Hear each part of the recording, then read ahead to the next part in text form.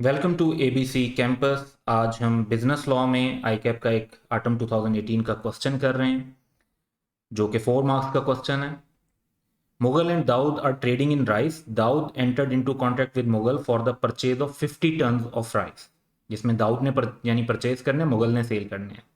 Dawood had private information of change in prices which would have affected Mughals willingness to enter into the contract।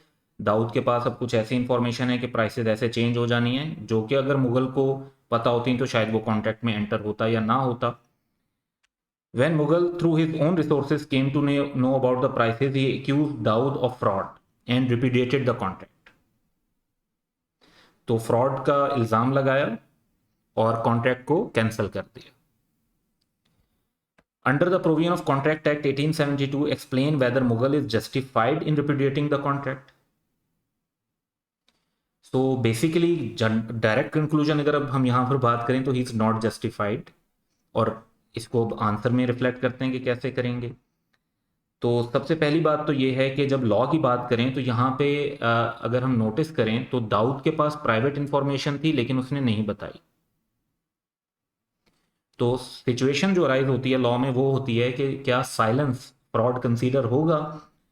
तो rule तो law का ये है कि mere silence as to facts likely to affect the willingness of a person to enter into contract is not fraud unless there is duty to disclose such fact और where silence is equivalent to speech. अब इस situation में silence is equivalent to speech वाली तो कोई situation ही नहीं है, लेकिन क्या ड्यूटी टू डिस्क्लोज कब होती है? जब दो पार्टीज के दरमियान फिड्यूशरी रिलेशनशिप हो, अटमोस्ट गुड फेथ का हो, जैसे एक पार्टी गार्डियन है एक माइनर है, इस तरीके की सिचुएशन तो टाइप हो, या जिस तरह डायरेक्टर अपनी कंपनी के साथ डील कर रहे हैं तो वो सिचुएशन। तो यहां पर तो ये सिचुएशन नहीं है। दाऊद और मुगल दोनों ट्रेडर हैं, दोनों के पास मार्केट से इंफॉर्मेशन आ सकती है और होती है, तो एक दूसरे को बताने का पाबंद तो नहीं है। Daud is not bound to disclose the information to Mughal, क्योंकि उनके दरमियान कोई ऐसा रिलेशनशिप नहीं है जिसमें वो एक दूसरे की तरफ उनकी जो है ड्यूटी टू डिस्क्लोज बनती हो। इस वजह से जो मुगल है ही is not justified in repudiating the contract. दो क्वेश्चन की जो रिक्वायरमेंट थी वो अकॉर्डिंगली मीट हो गई।